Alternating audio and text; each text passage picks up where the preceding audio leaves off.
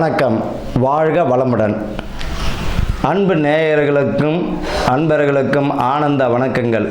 இன்றைக்கி நம்ம பார்க்க போகிறது என்ன அப்படின்னா, குரு பெயர்ச்சி பலன்கள் 2025. பொதுவாக ஏன் இந்த குரு பெயர்ச்சிக்கு ரொம்ப முக்கியத்துவம் கொடுக்குறோம் அப்படின்னா, குரு பார்க்கும் இடம் கோடி நன்மை. குரு எந்த நிலையில் இருந்தாலும் அவர் சுபர் தான். எந்த நிலையில் இருந்தாலும் அவர் சுபர் தான்.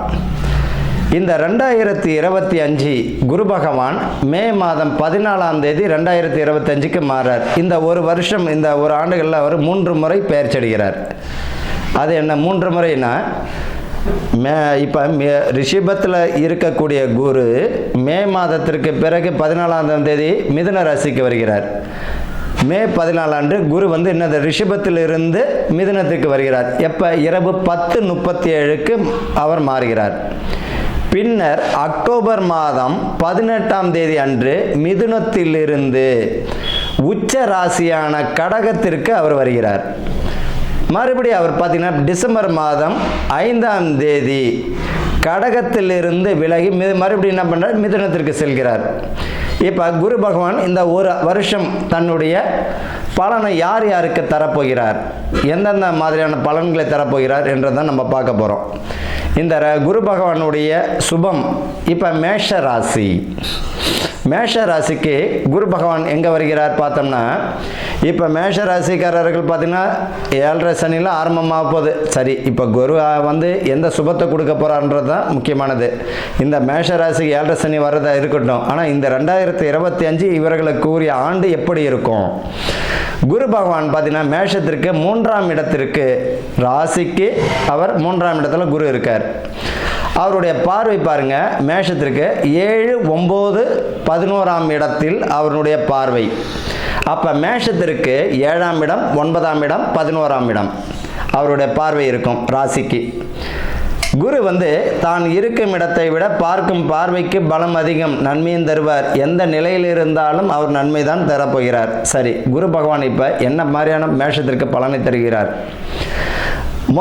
இந்த பணியை பார்த்தீங்கன்னா, பதவி பணி உயர்வு, பணி இடம் மாற்றங்கள் தரக்கூடிய வாய்ப்புகள் இந்த குரு பகவான் உண்டு உத்தியோகர்களுக்கு.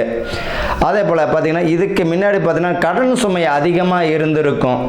அப்போ இவருடைய ராசிக்கு 3ஆம் இடத்துல குரு 7ஆம் இடம், 9ஆம் இடம், 11ஆம் இடத்தையும் பார்வை செய்கிறார். அப்போ என்ன ஆகும் அப்படின்னா, இந்த கடன்கள் விலகக்கூடிய வாய்ப்புகள் உண்டு. கடன் சுமை குறையும். சுபக்கடன் சிலருக்கு பார்த்தா சுப விரயமாக மாறுவதற்கும் நிறைய வாய்ப்புகள் தருவார். வீடு கட்டி கடன் வர்றது, திருமணத்திற்காக கடன் வாங்கிறது, இந்த மாதிரியான சுப விரயங்களுக்கும் பலத்தையும் கொடுக்கக்கூடிய வாய்ப்பு தான் இந்த 2025. நிறைய பேருக்கு வீடு வாசல் கூட அமையறதுக்கு பாக்கியம் இல்லைன்னு இயங்குறவர்களுக்கெல்லாம் இது அற்புதமான வருஷம்தான்.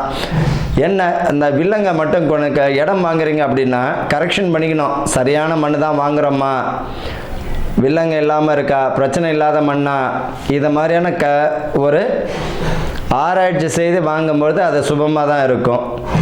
அதே போல் பார்த்தீங்கன்னா, உயர்ந்த கல்வி யோகத்தை நிச்சயமாக தருவார். நல்ல மதிப்பெண்கள் உண்டு. நீங்கள் ஏன் கவலைப்படணும்? ஐயோ புள்ள படிக்கவே இல்லையே, அவர்கள் எந்த அளவிற்கு, ஏன்னா ராசிக்கு 3ஆம் இடம் முயற்சி ஸ்தானத்தையும் அவர் பலத்தை கொடுக்கிறார். அப்போ முயற்சிகள், அவர் மிதுனத்தில் குரு பகவான் இருக்கிற பொழுது முயற்சிகள் பலனை தரும்.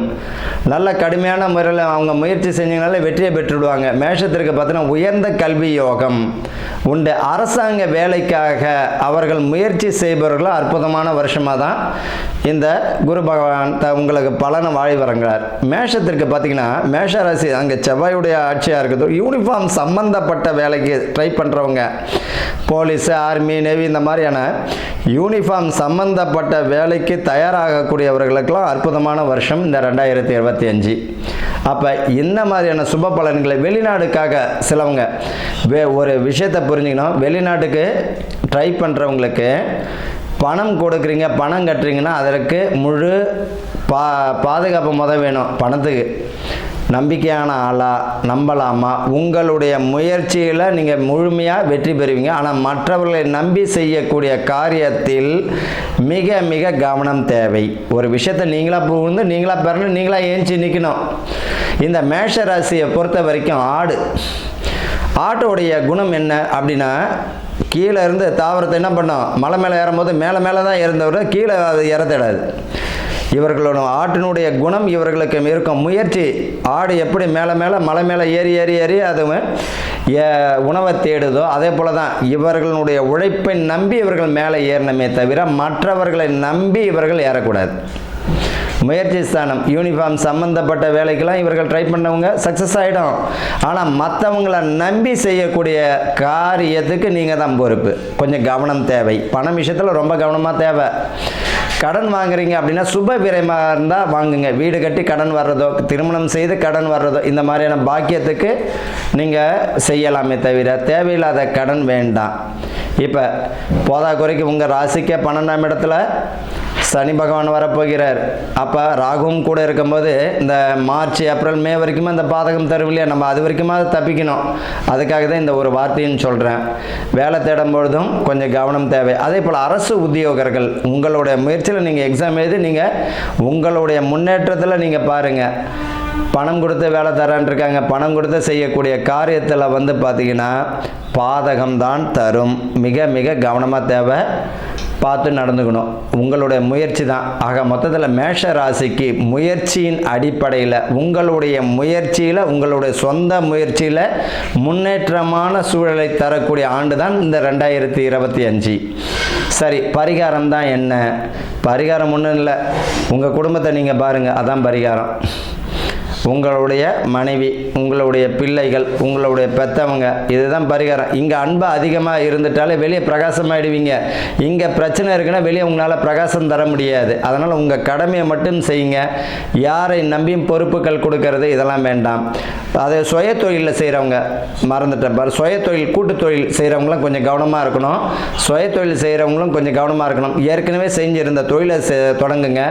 புதியதாக ஒரு தொழிலை தெரியாத தொழிலில் நீங்கள் புதுசாக ஆரம்பிக்கிறீங்க அப்படின்னா நீங்கள் தான் பொறுப்பு. மிக கவனமாக இருக்கணும். ஏற்கனவே பார்த்தீங்கன்னா ஒரு ஹோட்டல் கட்டியிருப்பார். அவர் ஒரு ஃப்ரண்டில் ஒரு டீ கடை போட்டுக்கலாம், தாராளமாக போட்டுக்கலாம். இப்போ முயற்சிகள் வந்து அவருக்கு பலனை தரும். ஆனால் முழுமையாக ஒரு தொழிலை தொடங்குறாருன்னா மிக மிக கவனமாக இருக்கணும். அதை பார்த்து நடந்துக்கணும். ஆக மொத்தத்தில் பார்த்தீங்கன்னா உங்களுடைய முயற்சிகளில் வெற்றி பெறுவீங்க. கவனமும் தேவை. பண விஷயத்தில் மிக கவனம் தேவை. இடம் வாங்கும் பொழுது சுப விரயத்தை கொடுக்குது. அந்த இடம் வாங்கும் போது கொஞ்சம் வில்லங்க இல்லாமல் பார்த்துக்கலாம். பூர்வீக சொத்து உங்கள் கைக்கு வரதுக்கு வாய்ப்பு உண்டுங்க. சண்டை சச்சரவு இல்லாமல் பூர்வீக சொத்து தர வேண்டிய பாகமாக கேட்டு வாங்குங்க. நியாயமான முறையில் உங்களுக்கு தேவையான பாக்கியம் இருந்தால் கேட்டு வாங்கிக்கோங்களே தவிர தேவையில்லாத விஷயங்களை தலையிட வேண்டாம். இந்த காலகட்டத்தில் பார்த்தீங்கன்னா திருமணத்திற்கெல்லாம் யோகம் தரும். காதல் திருமணமாக பெற்றோரோட அனுமதியோடு அதுக்குரிய வாய்ப்புகளை தரும். பயப்பட வேண்டாம். ஜீவனஸ்தானமும் நல்லா இருக்குது. ஆக மொத்தத்தில் மேஷ ராசிக்கு அற்புதமான வருஷமாக தான் இந்த 2025. கவனமுடன் கூடிய அற்புத ஆண்டு. வாழ்க வளமுடன்.